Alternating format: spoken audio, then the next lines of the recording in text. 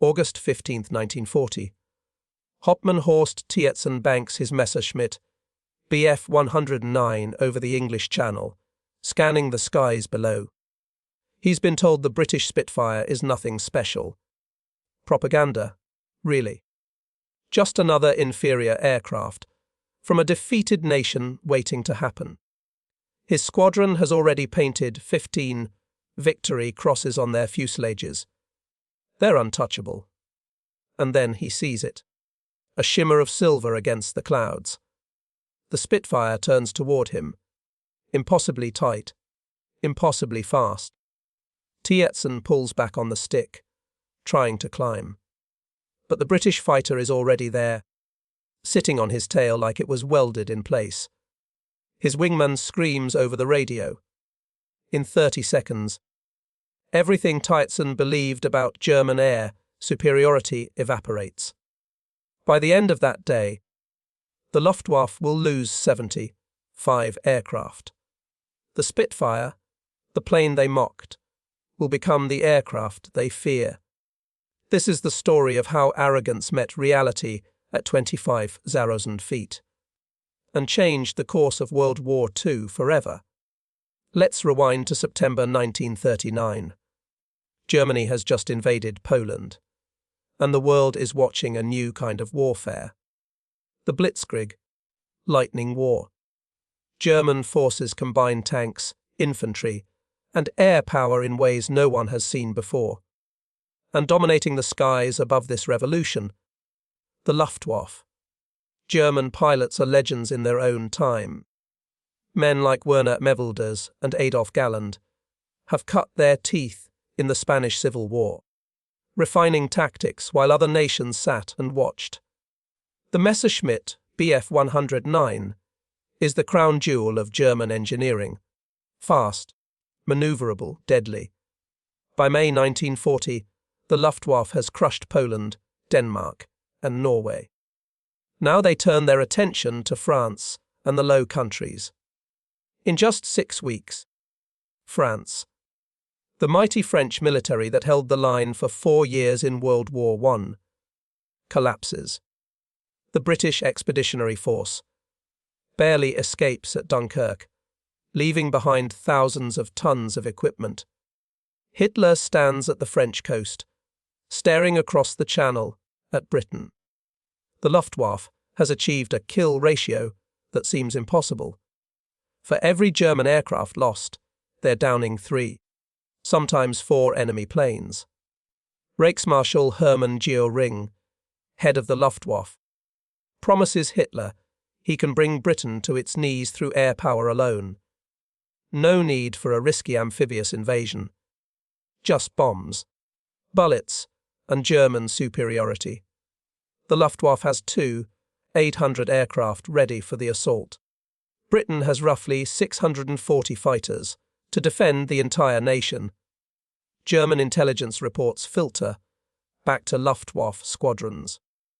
The RAF has 2 main fighters, the Hawker Hurricane and the Supermarine Spitfire.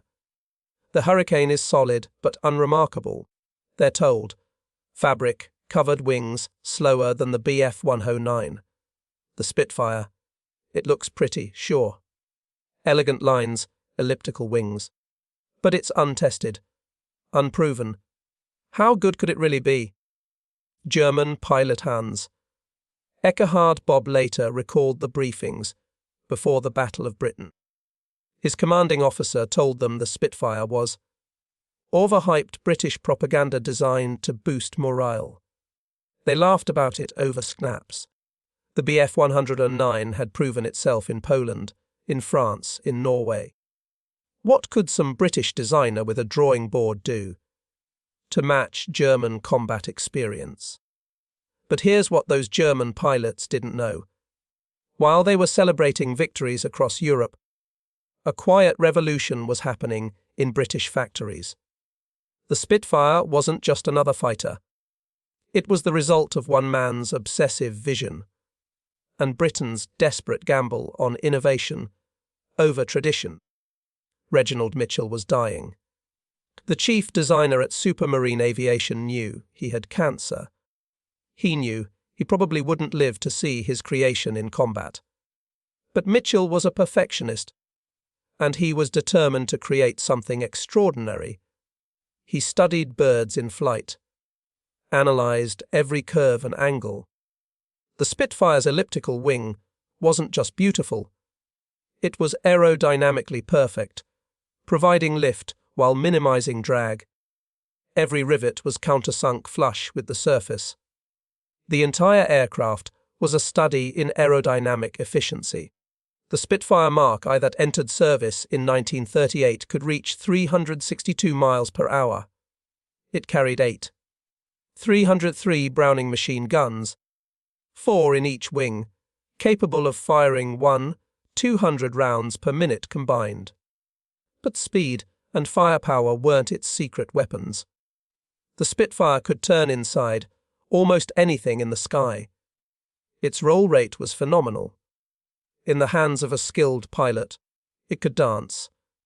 Mitchell died in June 1937, never seeing his creation in combat, but his legacy was about to face its ultimate test. By July 1940, RAF Fighter Command had 570 Spitfires and Hurricanes operational. They were outnumbered nearly 5-1. Air Chief Marshal Hugh Dowding, head of Fighter Command, knew the mathematics were brutal. He needed every advantage he could get. The Germans had one more thing the British didn't: confidence bordering on arrogance. Luftwaffe pilots had spent months dominating European skies. They'd developed a swagger, a certainty that they were simply better.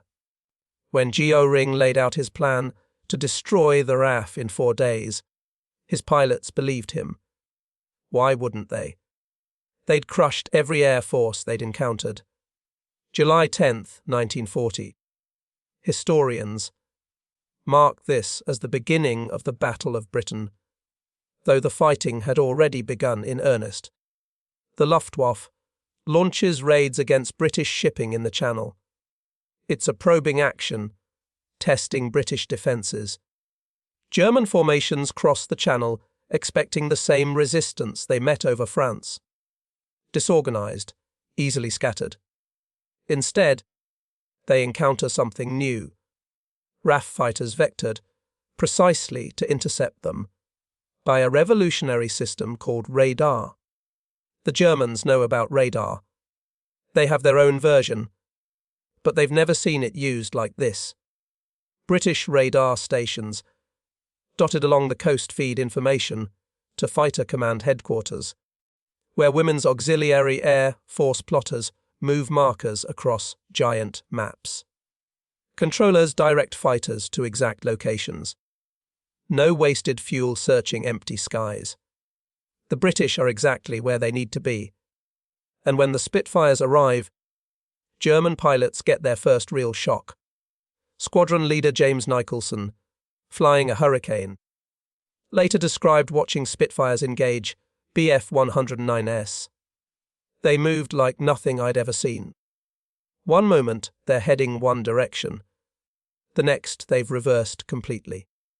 The Germans couldn't believe it. But the Luftwaffe still has numbers. For every Spitfire, there are 4 German aircraft. Geo Ring isn't worried. He orders his commanders to intensify attacks. Destroy the RAF on the ground. Hit the airfields. By August, the real battle begins. August 13th, Adlertag, Eagle Day. Geo Ring launches his main offensive. The plan is simple. Overwhelming force. Send so many bombers and fighters that the RAF simply can't respond to everything. Destroy British radar stations. Bomb the airfields until there's nowhere for British fighters to land. Then bomb the cities until Churchill begs for peace. The first waves cross the Channel at dawn. 74 German aircraft attack Portland and Southampton. British fighters scramble to intercept. And in those first desperate minutes of combat, the myth of German invincibility begins to crack. Pilot officer Erich Mars, flying Spitfire P9374, shoots down a Messerschmitt Bf-110 within minutes of engaging. The German pilot, expecting easy pickings, finds himself outmaneuvered and outgunned. Mars pulls his Spitfire into a climb the Bf-110 can't match, rolls over the top, and comes down firing. The German aircraft explodes. Across the Channel, more German pilots are having similar experiences. The Spitfire isn't just matching the Bf-109. In many ways, it's superior. The Messerschmitt is faster in a dive and has fuel injection that allows it to push the nose down without the engine cutting out. But the Spitfire turns tighter. It climbs better. And in a dogfight, turning and climbing matter more than straight line speed. Oberleutnant Julius Neumann, a German ace, later wrote about his first encounter with a Spitfire. I was convinced I had him. I was positioned perfectly, coming out of the sun. I squeezed the trigger, and he was simply gone. Not shot down. Not damaged. Just vanished from in front of my guns. Then I saw him, impossibly, now behind ME. I'd never felt fear like that before. The technological specifications tell part of the story. The Spitfire Mark I weighed 800 pounds empty. Its Rolls-Royce Merlin engine produced 1030 horsepower. It could reach 19,000 feet in 9.4 minutes. The Messerschmitt Bf-109E, the main German fighter, weighed slightly less at 500 pounds. Its Daimler-Benz engine produced similar power, 175 horsepower. On paper, they were evenly matched. But combat isn't fought on paper. The Spitfire's elliptical wing gave it a lower wing loading. The amount of weight each square foot of wing had to lift. This translated to tighter turns. The Spitfire's control responses were beautifully harmonized. Pilots described flying it as strapping the aircraft to your body. When you thought about turning, it turned. The Germans had another problem they hadn't anticipated: range. The Bf-109 could carry enough fuel for about 90 minutes of flight. That sounds like plenty. Until you're flying from France to England, fighting for 15 minutes, and flying back. German pilots were operating at the extreme edge of their range. If they got into a prolonged dogfight, they might not have enough fuel to make it home. British pilots, defending their own territory, could land, refuel, and get back into the fight. By mid-August, the Luftwaffe is losing aircraft at an unsustainable rate. On August 15th, Black Thursday for the Luftwaffe, they lose 75 aircraft in a single day. The RAF loses 34. The expected 4-to-1 advantage has reversed. British factories, working around the clock, are replacing losses faster than Germany can. Women are working in aircraft factories, building Spitfires at a rate of 320 per month. German production of the Bf-109 is only slightly higher at 380 per month. But they're fighting on multiple fronts. The human cost is staggering on both sides. RAF pilots are flying 4, sometimes 5 sorties a day.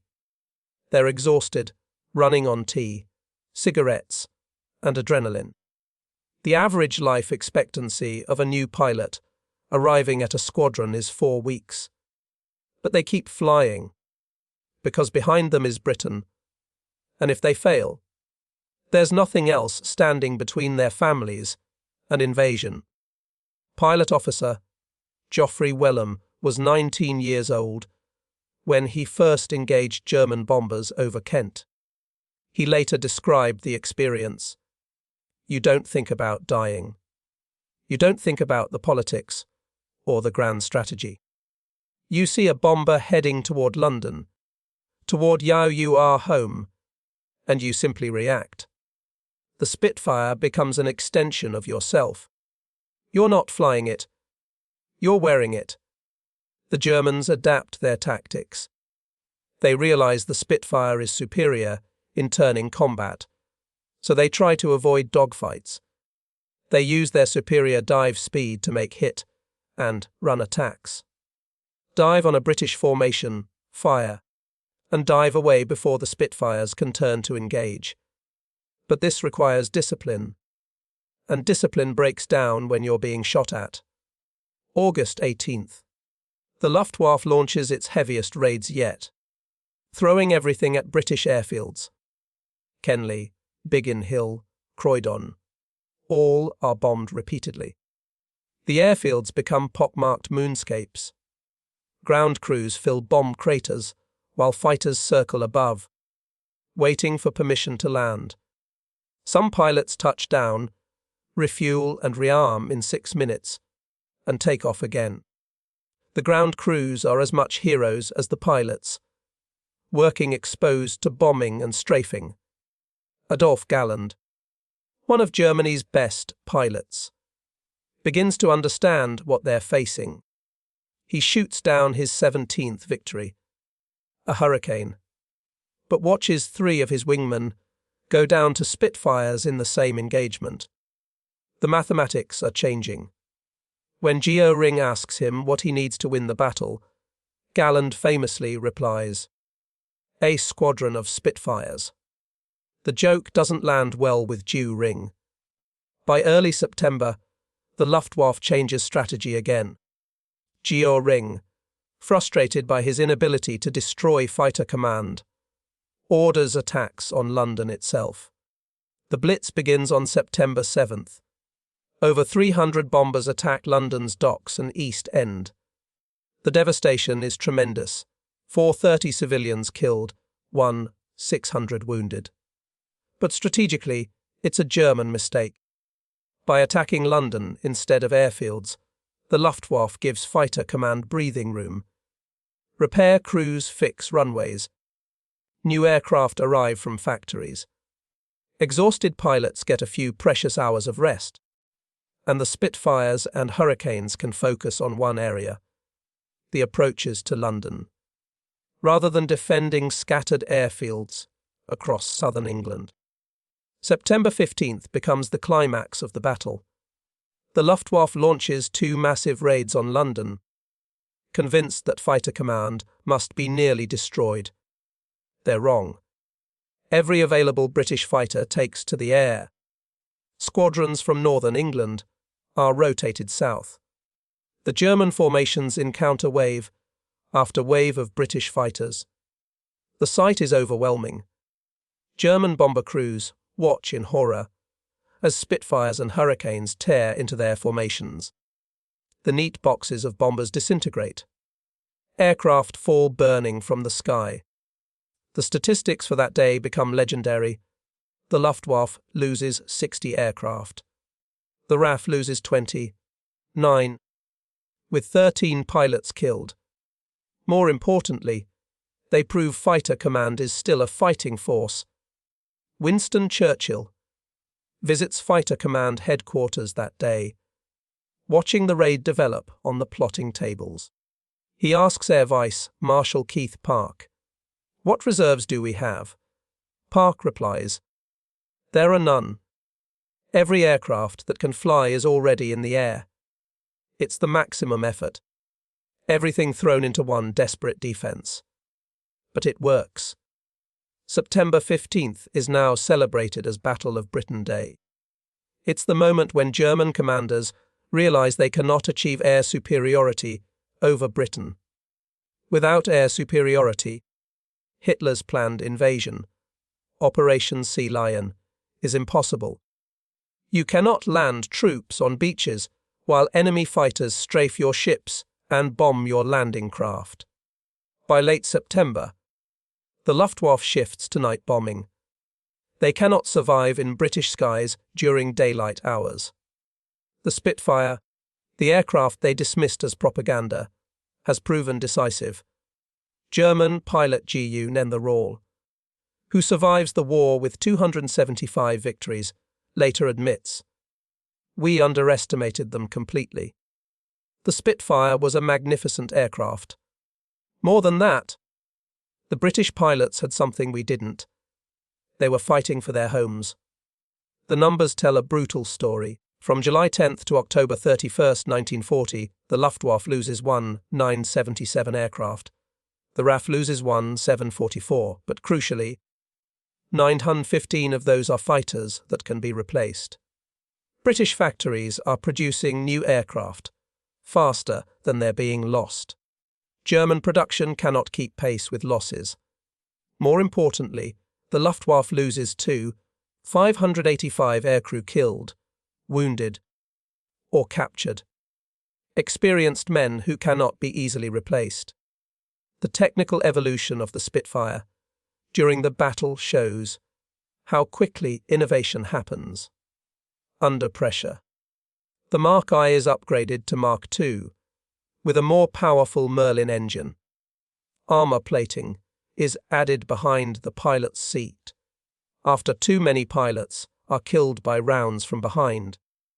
The fuel tanks are made self-sealing after several Spitfires explode when hit. Each improvement is bought with blood, but each makes the aircraft more lethal. The psychological impact cannot be quantified, but is equally important. German morale cracks. Pilots who were confident in July are exhausted and demoralized by October. They've been told for months that Britain is on the verge of collapse, but they're still encountering fierce resistance. The promised 4-day victory has stretched to 4 months of grinding attrition. British pilots are equally exhausted, but they're winning. They can see the results. Fewer German bombers getting through, more enemy aircraft falling. The invasion that never comes. Squadron leader Douglas Bader, who flies a Hurricane, describes the feeling. Every morning you wake up and Britain is still free. That's victory. The comparison to modern air warfare is striking. Today's fighter pilots train extensively in simulators before flying real aircraft. They fight beyond visual range with radar-guided missiles. In 1940, pilots had perhaps 10 hours of training before joining a combat squadron. They fought at ranges measured in hundreds of yards, close enough to see their opponent's face. The Spitfire had no ejection seat. If you needed to bail out, you opened the canopy, rolled inverted, and hoped you fell clear. Many pilots didn't. The Spitfire continues evolving throughout the war. The Mark V fights over Malta. The Mark IX counters the German Fock, Wolf-Fabu 190. The final Mark 24, introduced in 1946, is nearly twice as powerful as the original Mark I. Over 20,000 Spitfires are produced in total, more than any other British aircraft. It serves with 30 nations. But its legend is forged in the summer of 1940. In the skies over southern England, the broader strategic implications reshape World War II. Hitler's failure to defeat Britain means Germany must fight a two-front war when it invades the Soviet Union in 1941. Britain remains a base for Allied bombers that will later devastate German cities and industry. The successful defense encourages American public opinion toward supporting Britain, leading to lend, lease, and eventually American entry into the war. For the German pilots who survived, the Battle of Britain remains a turning point.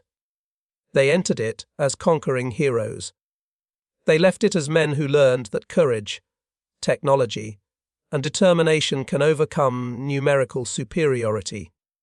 Werner M. Lulders, who scores 101 victories before his death in 1941, writes to his family, "The British pilot in his Spitfire is a worthy adversary. Anyone who says otherwise is a fool. The cost of victory is high for Britain. 544 RAF aircrew are killed during the Battle of Britain. Over 40,000 civilians die in the Blitz. Entire neighbourhoods in London, Coventry, and other cities are reduced to rubble. But Britain survives. the invasion never comes. And the Spitfire? Dismissed by German intelligence as propaganda, becomes one of the most iconic aircraft in history. Reginald Mitchell's grave in Southampton has a simple inscription, but Spitfires often fly over it during memorial ceremonies. The aircraft he designed, the one he never saw in combat, saved his nation. German engineering was excellent. The Bf-109 was a remarkable aircraft. But British engineering, combined with radar, strategic intelligence, and pilots willing to die for their homes, proved decisive. The legacy extends beyond aviation history. The Battle of Britain demonstrates that technological superiority isn't just about specifications on paper. It's about how technology integrates with strategy, tactics, logistics, and human factors. The Germans had better fighters in some respects, more experienced pilots, and numerical superiority.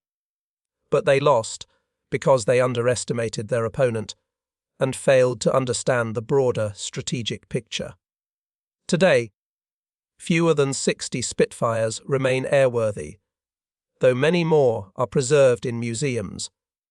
When one flies at an air show, crowds still gather to watch. The distinctive elliptical wings and the Merlin engine's growl are instantly recognizable. Pilots who flew them in combat, now in their 90s and 100s, speak of the aircraft with reverence. They strap themselves into a machine of wood, metal, and fabric, and fought for civilization itself. The German pilots who laughed at the Spitfire in 1940 learned a hard lesson at 25,000 feet. War isn't won by arrogance or assumptions. It's won by innovation, determination, and the willingness to fight against impossible odds. The Spitfire symbolizes all of that. A beautiful, deadly aircraft that helped save the free world when it needed saving most. If you found this story compelling, hit that subscribe button. We explore forgotten histories and untold stories every week. Drop a comment telling us which World War II topic you want covered next. And remember, history isn't just about dates and battles. It's about people who faced impossible choices and somehow found the courage to keep fighting. Thanks for watching, and we'll see you in the next one.